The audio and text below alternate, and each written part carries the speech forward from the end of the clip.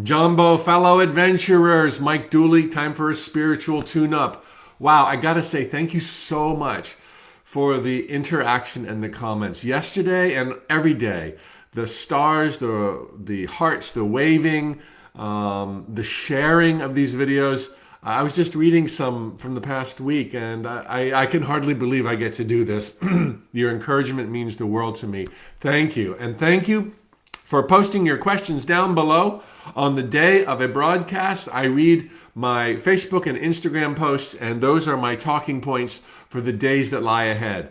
That's what this is all about, taking your questions with lofty metaphysical concepts and bringing them down to earth so that you can have traction. Today's question, right on point, picking up where I left off yesterday when I spoke of the importance that you not try through impatience to force an outcome.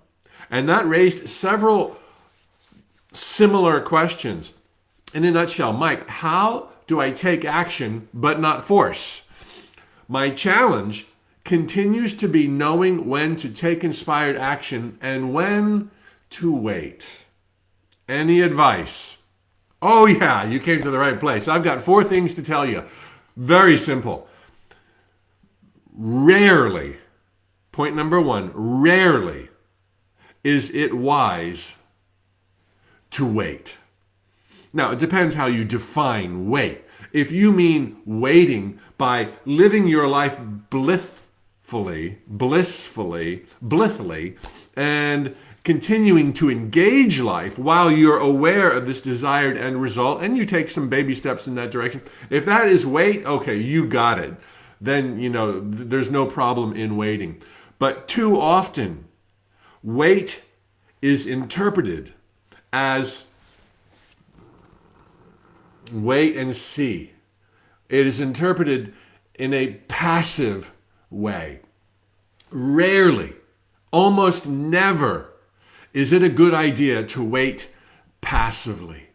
Dance life's dance. Go out there, turn over stones, knock on doors, ask for help, try new directions.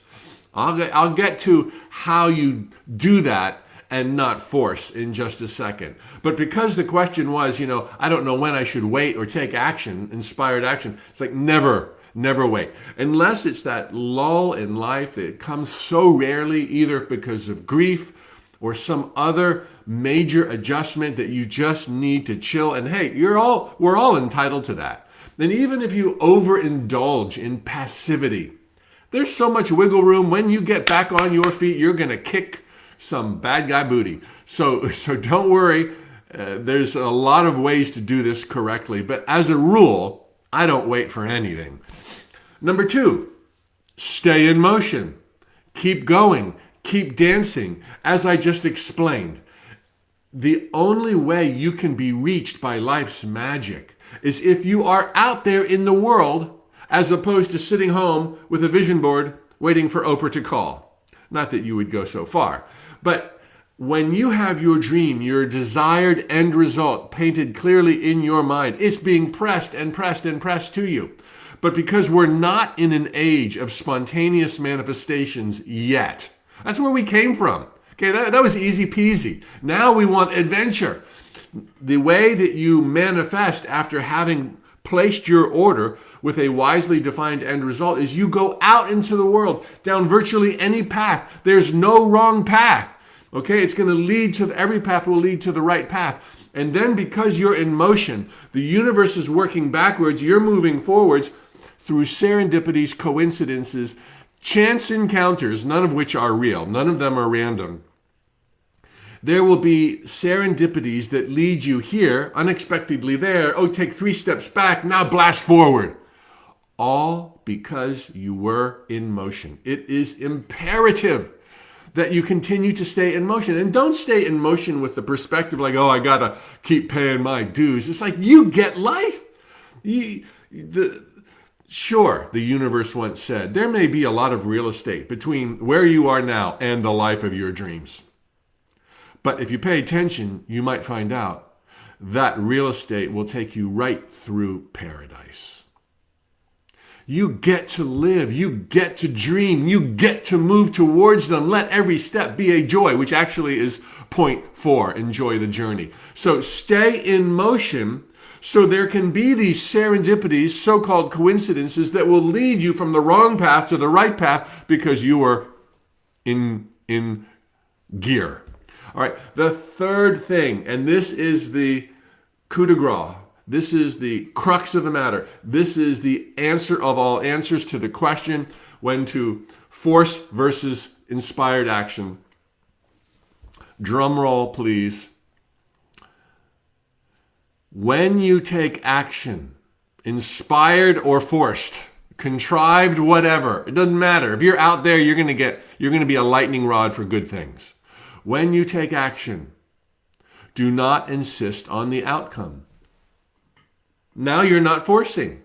So you can be in the throes of inspired or contrived action 24/7, give yourself some time to sleep, and never be someone who's forcing the matter. Why are you not forcing? Because you're not insisting. And when you're not insisting on a path or a person or a doohickey or whatever, you're leaving the door open for infinite possibilities where the universe can rush in and blow your mind.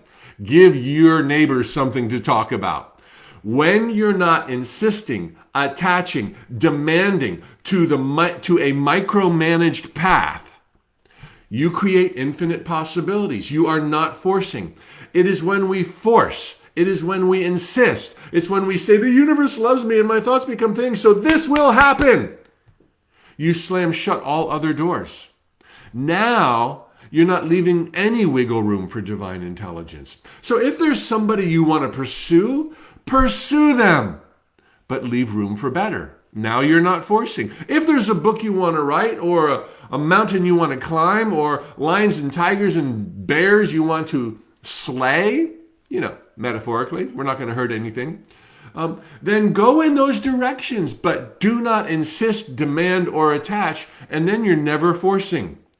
If you have any questions from this interpretation, put them down below, because I want to help. But that is the crux of the matter. There's 4 points I gave. Rarely wait. Stay in motion. Do not attach or insist or demand. And love the journey. Okay? Number 3, do not attach or insist is the difference between forcing and not forcing. Leave the door open for even better. Taleho amigos. Muchas gracias para todo. Por todo. And Winnie, glad you're here. Christine, Melly, Marianne, of course, Marianne. Thank you for all the support, Marianne. Nelson, Chantal, Denise, Elaine, and on Instagram, Heather, Larry, Cindy. Oh, there we got a combo. Okay, let's see here. Oh, these names are just spinning my head. Gemini, nice. Glad you're here. 309.